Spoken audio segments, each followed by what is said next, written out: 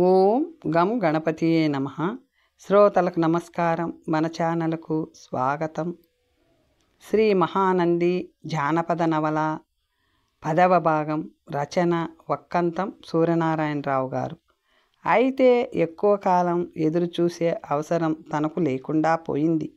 వారం తిరిగే ఒక శుక్రవారం నాడు రాకుమారి ఆలయానికి వచ్చింది.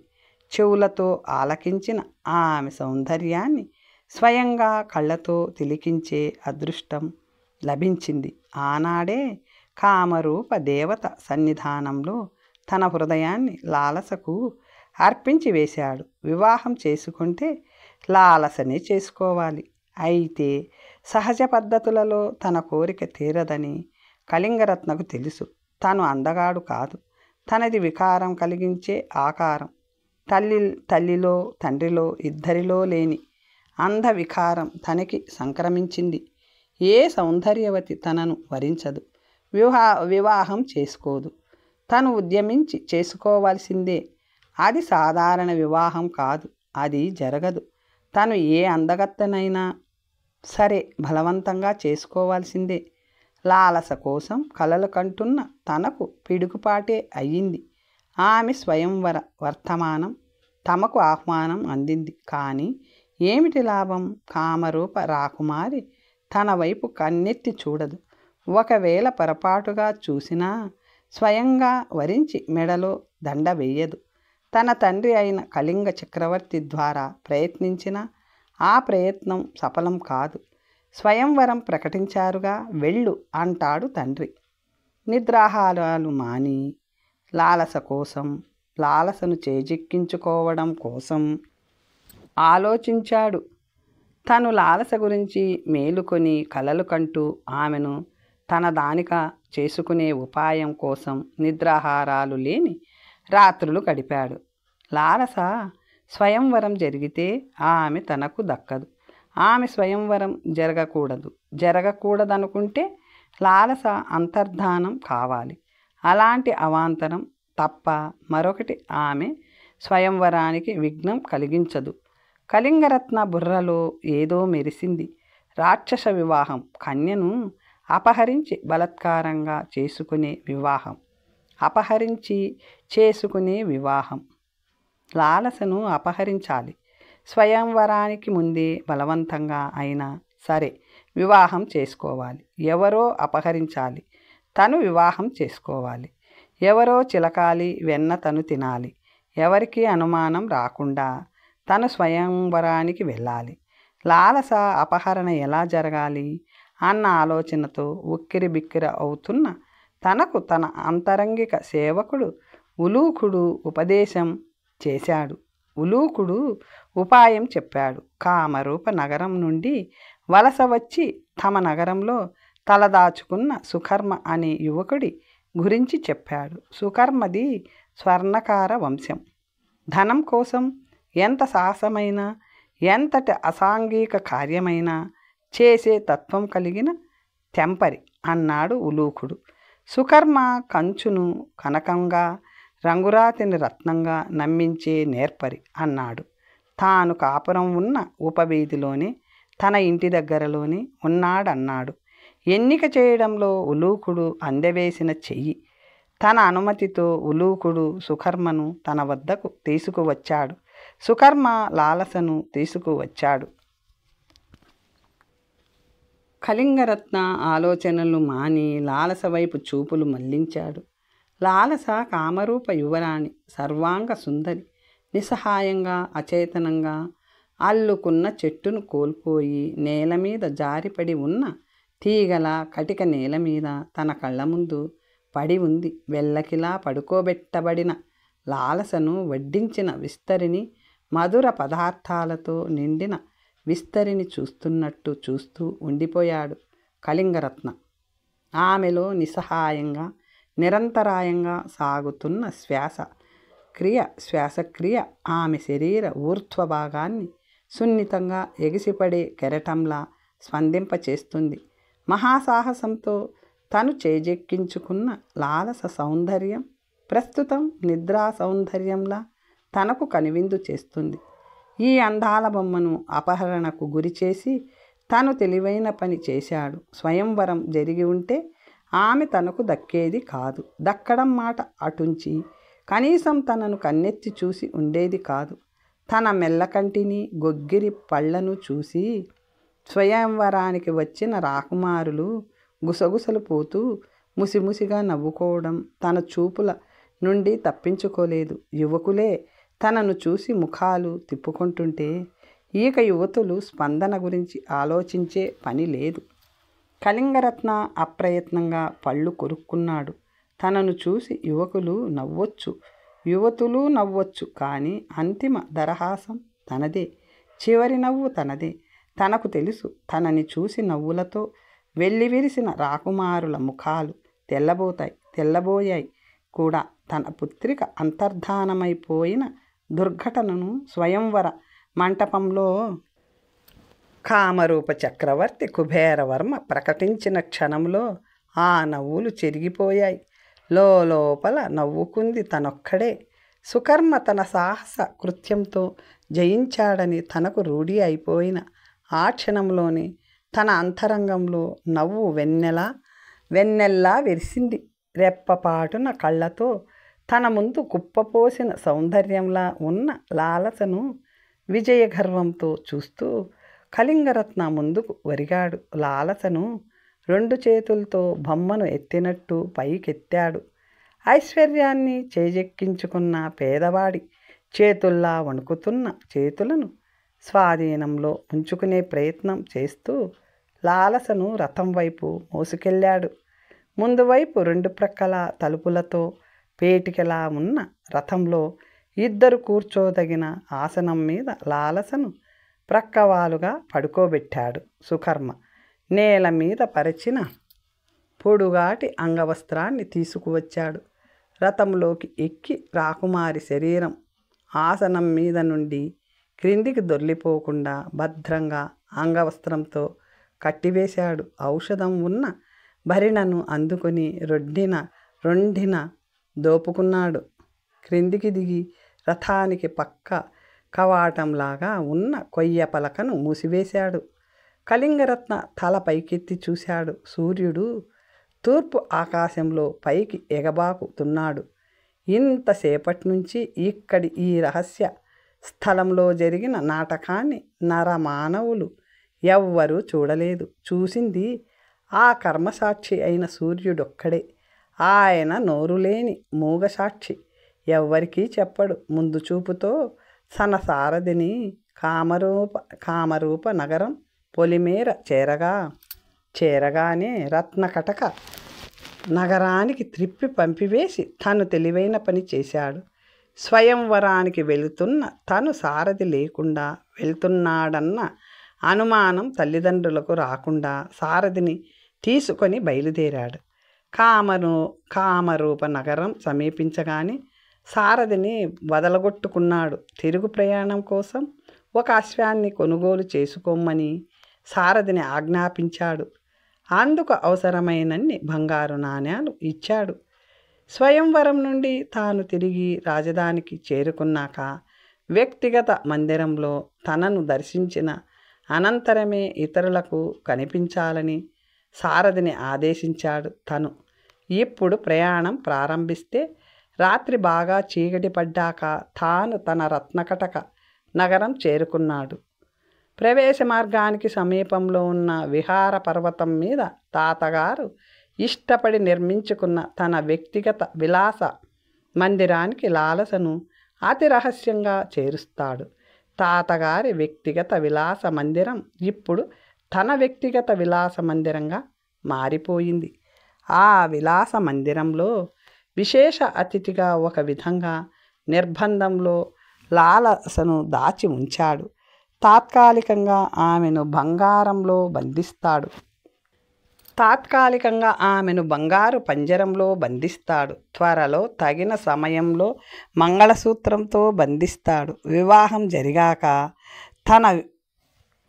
తన వికారం ఆమె కంటికి ఆనదు. కళింగరత్న చిరునవ్వుతో సారథి స్థానాన్ని అధిరోహించాడు. రథం కదిలింది. యువరాజు గారి అభిరుచిని మనసారా అభినందిస్తున్నాను. పర్వత మందిరంలోని రాణివాస శయ్యాగారంలో మంచం మీద పడుకోబెట్టబడిన లాలసను చూస్తూ అన్నాడు కళింగరత్న అంతరంగిక పరిచారకుడు ఉలూకుడు. కామరూప యువరాణి అందాల బొమ్మ కళింగరత్న చిన్నగా నవ్వాడు. ఆ నవ్వులో గర్వం ధ్వనించింది. ప్రభు, ఈ మత్తు ఇంకా ఎంత సమయం ఉంటుంది? లాలస అందాన్ని కళ్ళు చించుకొని చూస్తున్న ఉలూకుడి భుజం మీద కళింగరత్న చెయ్యి బరువుగా పడింది. అన్నీ వివరంగా చెప్తాను పద అంటూ ద్వారం వైపు తోశాడు. శయ్యాగారం తలుపులు మూసేయి, గుమ్మం దాటగానే ఆజ్ఞాపించాడు కళింగరత్న గంభీరంగా నడుస్తూ. వెళ్ళి ఆసనం మీద కూర్చున్నాడు ఉలూకుడు. అతని దగ్గరగా వినయంగా నిలుచున్నాడు. 5 పర్యాయాలు శ్వాస తీసుకునే సమయం పాటు ఔషధం వాసన చూపిస్తూ మత్తు ఒక్క దినం పాటు ఉంటుంది. యువరాణి మా ఆధీనంలోకి వచ్చాక సృహలోకి రాకుండా ఉండటానికి మార్గమధ్యంలో ఒకసారి ఔషధాన్ని ప్రయోగించాను. రేపటి ఉదయం భారెడి ప్రొద్దు ఎక్కేదాకా నిద్రే. ప్రభు, 2 పగళ్ళు 2 రాత్రులు మత్తులో ఉంటే అపాయం కాదా? ఉలూకుడు ప్రశ్నించాడు. అపాయం రాదు. వైద్యుడి సూచనను అనుసరించే ఔషధం ప్రయోగించాను. కళింగరత్న ఉలూకుడిని చూస్తూ అన్నాడు. మందిర ద్వారం ముందున్న భటులిద్దరూ రాత్రి పగలు అప్రమత్తంగా ఉండాలి. 2 ఎన్నిక చేసి నియమించాను ప్రభు. అడ్డు రాకుండా విను, కళింగరత్న గంభీరంగా అన్నాడు. ఎలాంటి పరిస్థితుల్లోనూ వాళ్ళిద్దరూ మందిరం లోపలికి అడుగు పెట్టరాదు. యువరాణి గారికి తోడుగా కురంగిని నియమించు. యువ ప్రభువులకు చిన్న మనవి, ఉలూకుడు అన్నాడు. కురంగికి బ్రహ్మ చెవుడు. అందుకే ఆ ముసలి పీనుగును ఎన్నిక చేశాను. కళింగరత్న గొల్లున నవ్వాడు. కురంగికి ఇప్పుడు చూపు కూడా మందగించింది. యువప్రభు దానితో వేగడం చాలా కష్టం. లంకకు లంకిని కాపలా ఉన్నట్టు కురంగి కాపలా ఉంటుంది. జరుగుతున్న దానిని అతి రహస్యంగా ఉంచే యువతిని ప్రత్యేకంగా పరిచారికగా నియమించు. అలాంటి యువతి నీ ఎరుకలో ఉందా? హహహహ. కళ్ళుండి గుడ్డిదానిలా, చెవులుండి చెవిటిదానిలా, నోరుండి మూగదానిలా నటించే యువతులు మన నగరంలో నా ఎరుకలో లెక్కకు మించి ఉన్నారు యువప్రభు. సరే కురంగి, నువ్వు ఎన్నిక చేయబోయే యువతి రేపు ఉదయం ఇక్కడుండాలి. చిత్తం. 2 నియమిస్తాను. పగలు ఒకరు, రాత్రి ఒకరు చూసుకుంటారు. తమరు అనుమతిస్తే. అలాగే. బయటికి పొక్కితే తలలు తెగిపోతాయని వాళ్లను హెచ్చరించు, బెదరించు, భయపెట్టు. కళింగరత్న ఉలూకుడి కళ్ళల్లోకి తదేకంగా చూస్తూ అన్నాడు. తమరు నిర్భయంగా ఉండండి అన్నాడు ఉలూకుడు. కళింగరత్న కూర్చున్న చోటు నుండి లేచాడు. అమ్మగారికి నాన్నగారికి కనిపించాలి. స్వయంవరం జరగలేదన్న విషయం వాళ్ళకి మనవి చెయ్యాలి. తమరు దయచేయండి. మందిరం రక్షణ బాధ్యత నాది ఉలూకుడు అన్నాడు. రాజమందిరంలో భోజనం ముగించి వస్తాను. జాగ్రత్త, కళింగరత్న అన్నాడు. యువప్రభు, సుకర్మకు మనం 1,00,000 నాణ్యాలు ఇవ్వాలి కదా? ఎప్పుడు పైకి లేచిన కళింగరత్నను చూస్తూ అన్నాడు ఉలూకుడు. కళింగరత్న క్షణం సేపు అతని వైపు చూశాడు. అక్కడే రాకుమారిని అప్పగించిన చోటే అతనికి ఇవ్వాల్సిందంతా ఇచ్చేశాను. అతని సాహసాన్ని మెచ్చుకుంటూ నా మెడలోని రత్నహారాన్ని బహుమతిగా ఇచ్చాను కూడా. ఉలూకుడు కొంచెం నిరాశగా చూశాడు. ఆ రత్నహారం నాకు కానుకగా లభిస్తుందనుకున్నాను.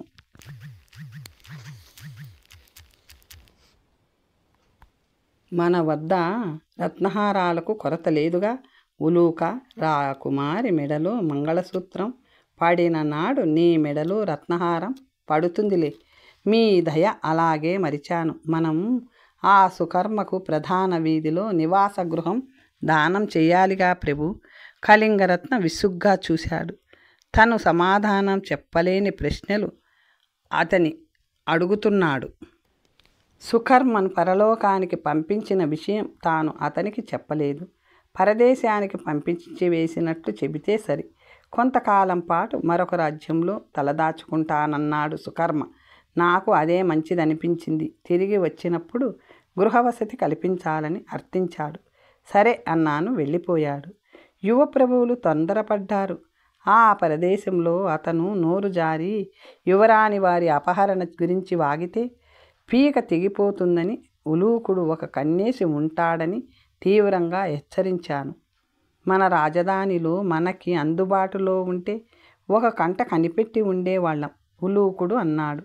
నువ్వు భయపడుతూ నన్ను భయపెట్టకు ఉలూక. సుకర్మ నోరు తెరవదు. అన్నీ కట్టుదిట్టం చేసి అతన్ని జాగ్రత్తగా పంపించాను. మందిరానికి వెళ్ళి తిరిగొస్తాను. అప్రమత్తంగా ఉండు అంటూ కళింగరత్న ఉలూకుడికి ఇంకా మాట్లాడే అవకాశం ఇవ్వకుండా ద్వారం వైపు వేగంగా అడుగులు వేశాడు. కళింగరత్న తన ఏకాంత కక్షలో ఠీవిగా కూర్చున్నాడు. ఉలూకుడు లోపలికి వచ్చాడు. గుమ్మం వైపు తిరిగి బిగ్గరగా అన్నాడు, లోపలికి రండి. ఇద్దరు యువతులు నెమ్మదిగా అడుగులు వేస్తూ గుమ్మం దాటారు. తలలు వంచి కళింగరత్నకు వినయంగా నమస్కరించారు. కళింగరత్న చూపులు వాళ్లను నకసిక పర్యంతం చూస్తూ ఉండిపోయాయి. పరికినీళ్ళు పైటలు పిటపిటలాడుతున్న వాళ్ల యవ్వన సౌందర్య సంపదలను తమలో ఇమర్చుకోవడానికి వ్యర్థ ప్రయత్నం చేస్తున్నాడు. ఇద్దరు పొట్టిగా బొద్దుగా ఉన్నారు. దగ్గరగా ఉంటే వాళ్లను ముట్టుకోకుండా ఉండటానికి చేతుల్ని అదుపు చేయడం కష్టం అనిపించింది కళింగరత్నకు. పేర్లు చెప్పండి కళింగరత్న అన్నాడు. నా పేరు కేతకీ ప్రభు. గుండ్రటి ముఖము యువతి అంది. ఆమె కంఠస్వరం వినసొంపుగా ఉంది. నేను సుగంధి ప్రభు. కోలముఖం కోమలి అంది. ఇద్దరివి విశాల నేత్రాలు, ఎర్రటి పెదవులు, ఆరోగ్యంగా మెరుస్తున్న బుగ్గలు. ఉలూకుడు మంచి అభిరుచి ఉన్న వ్యక్తి. పరిచారకులను చూసి ప్రభువులు పరవశించాలి అన్న నమ్మకం ఉన్నవాడు. నీకు వివాహం అయిందా? కళింగరత్న ఒక యువతిని ప్రశ్నించాడు. ఇద్దరు అయోమయంగా చూశారు. యువరాజు గారి మెల్లకన్ను ఎవరిని చూస్తుంది? కేతకి. యువప్రభువులు అడిగింది నిన్నే. కళింగరత్న మెల్లకంటి చూపును అర్థం చేసుకోవడంలో ఆరితేరిన ఉలూకుడు అన్నారు. లేదు ప్రభు, కేతకి అంది. నాకు కూడా పెళ్ళి కాలేదు ప్రభు. వివాహ బంధంలో చిక్కుకోకుండా స్వేచ్ఛగా ఉండే వాళ్ళ కోసం అన్వేషించి వీళ్లను ఎన్నిక చేసి తీసుకువచ్చాను యువప్రభు, ఉలూకుడు గర్వంగా అన్నాడు. ఇది అభ్యంతర మందిరం. ఇక్కడి విషయాలు బయటికి పొక్కకూడదు. అంతఃపుర రహస్యాలు వెల్లడి చేస్తే శిక్ష చాలా కఠినంగా ఉంటుంది. మెల్లకంటితో బెదిరింపుగా చూస్తూ అన్నాడు కళింగరత్న. మేము గుమ్మం దాటి వెళ్ళం ప్రభు, సుగంధి ధైర్యంగా అంది. కళింగరత్న సుగంధి వైపు చిరునవ్వుతో చూశాడు. సుగంధికి చొరవ ఎక్కువగా ఉన్న యువతులంటే తనకి చాలా ఇష్టం. ఈ మందిరంలో మా అతిథిగా ఉన్న ఒక యువతి సేవకు మిమ్మల్ని నియమిస్తున్నాను. ఆమె ఆ సూర్యాంపస్య అంటే తెలుసుగా, ఎండ కన్నెరుగని కన్నెపిల్ల. మందిర ద్వారం దాటి ఆమె వెలుపలికి వెళ్ళకూడదు. మీ ఇద్దరూ ఏ సేవ చెయ్యాలో ఉలూకుడు వివరిస్తాడు. కళింగరత్న ఉలూకుడి వైపు చూశాడు. ఒకరు రాత్రి ఒకరు పగలు వంతుల ప్రకారం సేవలు చెయ్యాలి. మీరు అమ్మాయి గారికి అవసరమైన స్నానాధికాలు, అలంకరణలు, ఆహార విహారాలు మొదలైన సేవలన్నీ జాగ్రత్తగా అందించాలి. సూర్యోదయం నుండి సూర్యాస్తమయం దాకా ఒకరు, సూర్యాస్తమయం నుండి సూర్యోదయం దాకా ఒకరు. అర్థమైందా? కేతకి, సుగంధి, ఉలూకుడు ప్రశ్నించాడు. ఇద్దరు తలలూపారు. కురంగిని రమ్మనండి, వెళ్ళండి, ఉలూకుడు ఇద్దరిని హెచ్చరించాడు. కేతకి, సుగంధి వెనుదిరిగి అడుగులో అడుగు వేసుకుంటూ వయ్యారంగా వెళ్తున్నారు. వాళ్ళ కాళ్లకు అందెలు ఆ నడకకు తాళం వేస్తున్నాయి. కళింగరత్న రెప్ప వేయకుండా చూస్తున్నాడు. ముందు ఎంత అందంగా ఉన్నారో వెనుక వైపు అంత ఆకర్షణీయంగా ఉన్నారు. వాళ్ళు కనుమరుగయ్యాక అతను చూపులను ఉలూకుడి వైపు మళ్లించాడు. ఈ బొమ్మలను మా ముందుకు ఎందుకు తీసుకురాలేదు? ఉలూకుడు చిన్నగా నవ్వాడు. యువ ప్రభువులు, విభిన్న అభిరుచులున్న దక్షిణ నాయకులు, తీరిక ఎక్కడిది మీకు?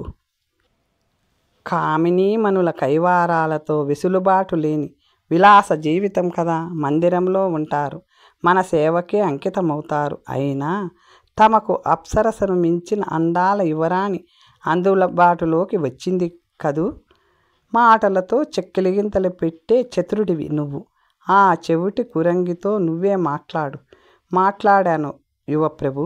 మొగుడు పండు ముసలి, ప్రతి ఉదయము అన్నం వండి అతగాడికి అన్నీ సమకూర్చి రావాలట.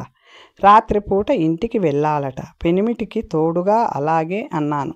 సరే, ఆ ముగ్గురి మీద పర్యవేక్షణ నీదే కళింగరత్న ఆజ్ఞాపూర్వకంగా అన్నాడు. కురంగి ఆదరా బాదరా ఏకాంత కక్షలోకి వచ్చింది. తల్పం మీద చిన్నది కన్ను తెరిచింది. కళింగరత్న తటాలున ఆసనం మీద నుంచి లేచాడు. ఉలూక, పలకరించి వస్తాను అంటూ వేగంగా అవతలికి నడిచాడు.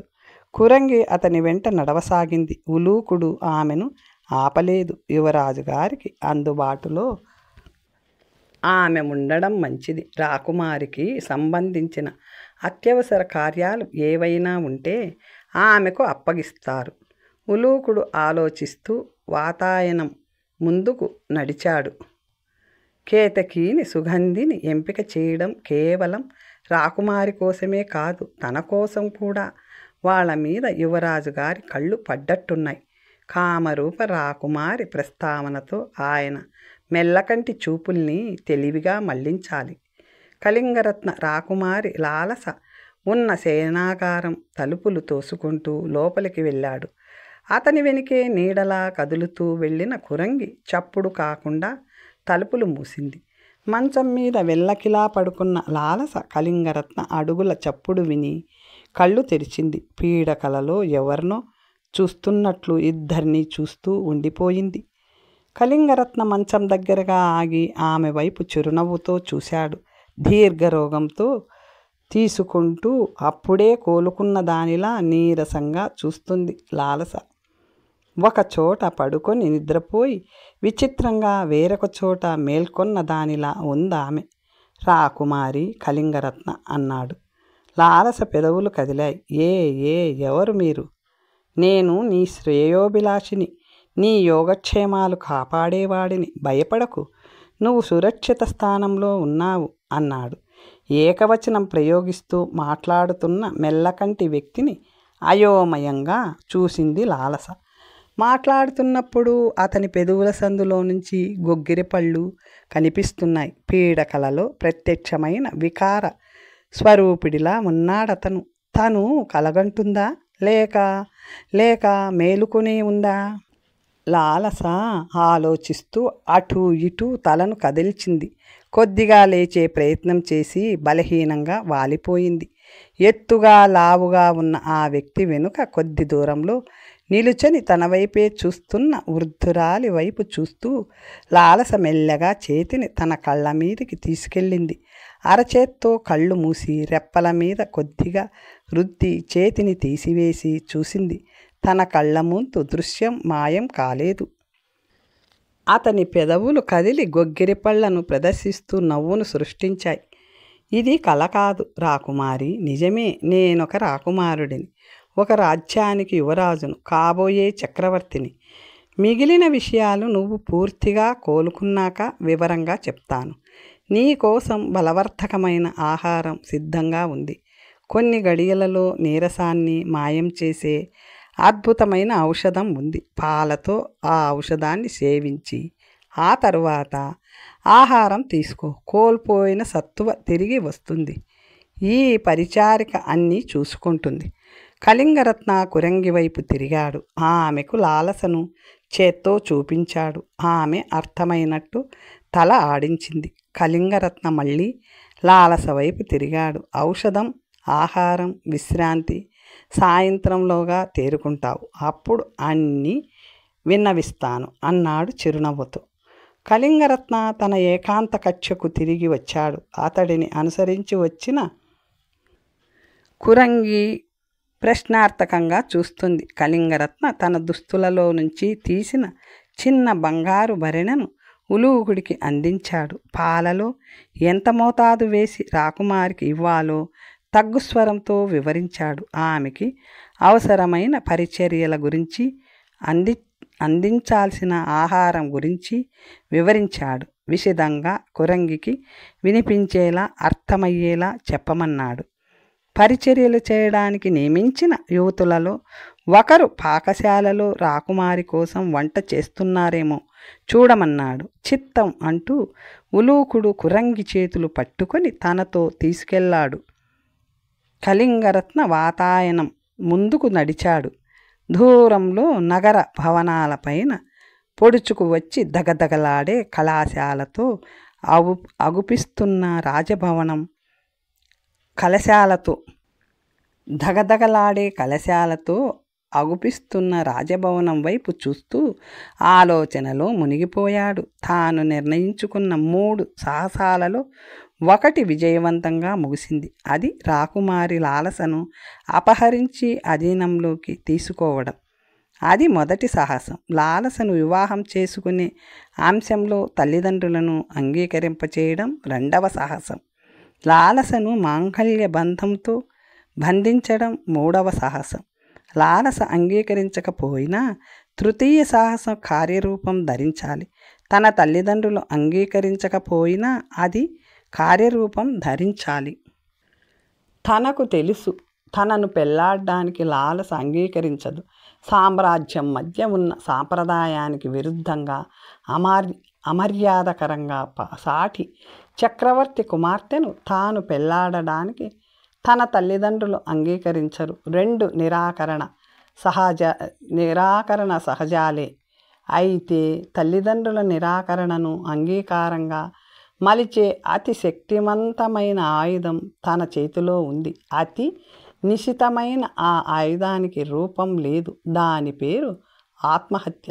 అపహరించి తెచ్చిన రాకుమారిని చేసుకోమంటారా, ఆత్మహత్య చేసుకోమంటారా అంటే చాలు. ఒక్కగానొక్క కుమారుణ్ణి, వంశానికి ఏకైక వారసుని, తరతరాల సింహాసనానికి ఉన్న ఒక్కగానొక్క వారసుని, భావి చక్రవర్తిని శాశ్వతంగా పోగొట్టుకునే మూర్ఖులు కాదు తన తల్లిదండ్రులు. కళింగరత్నల ఆలోచనలు పర్యవసనం వైపు పరుగులు తీశాయి. తమ గారాల కూతురిని అపహరించి అక్రమంగా వివాహం చేసుకున్న కళింగ యువరాజు మీద పగతో ప్రతీకార చర్యగా కామరూప రాజ్య చక్రవర్తి కళింగ రాజ్యం మీద దండయాత్ర చేస్తాడా? చెయ్యడు. కళింగరత్న చిరునవ్వుతో అనుకున్నాడు. దండయాత్ర చేయాలని ఆవేశపడి ఆలోచనతో విరమించుకుంటాడు.